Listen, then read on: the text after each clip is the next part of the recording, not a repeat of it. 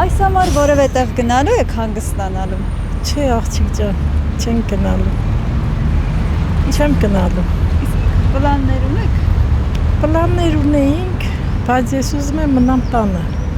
Ռուսաստան պետք հայ ամուսնուս հետ որոշեցինք, որ մենակ ինքը գնա։ Այդքան բան, աղջիկ ջան։ Ամառային հանգստանալու, դե 10,000 դրամ Փաշինյանը ավելացրել է, կարելի է այդ հանգստանալ դրանով։ Բայց ուր է թանք, այնքան հոգսեր ունենք, բան ունենք, չէ, մենք մեր ընտանիքը չէ, ուրիշ ընտանիք կարող է գնալ։ Ծրագիր չունեմ, տանն եմ մնանում։ Առանձնամալա ոչ։ Պլաններ դեռ չունեք։ Արցախու չեն տվել, Արցախու չունենք, որ գնանք ամառային Արցախ։ Արդեն հանգստացել եմ։ Իսկ Հայաստանում թե Հայաստանում։ Հայաստանից դուրս եմ եղել, Եգիպտոս։ Դեռ ծրագիր չունեմ։ Այո, Հայաստանում թե Արտերկրում։ թե Հայաստանում, թե արտերկրում։ Շատ լավ, իսկ եթե գաղտնիք չի, որ երկիր եք գնալ։ Այս անգամ Միացյալ Նահանգներ։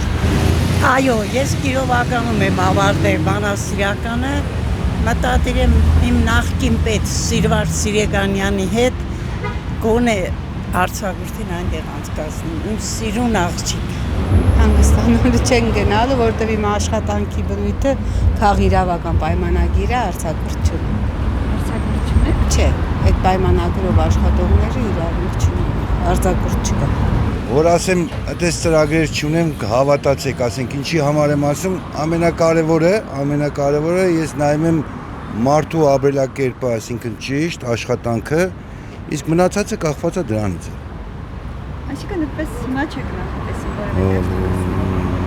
Հələ ոչ, բայց շատ ուրախ կնեի, ինչ-որ մի բան կազմակերպեի իմ ընտանիքի հետ։ Ունեմ։ Եթե գաղտնիք չէ։ Եգիպտոս գաղտնիք չի, գիտեք ինչ, որովհետև ավելի մատչելի է դա։ Մեր տեղական, այսպես կոչված հանգստյան տներից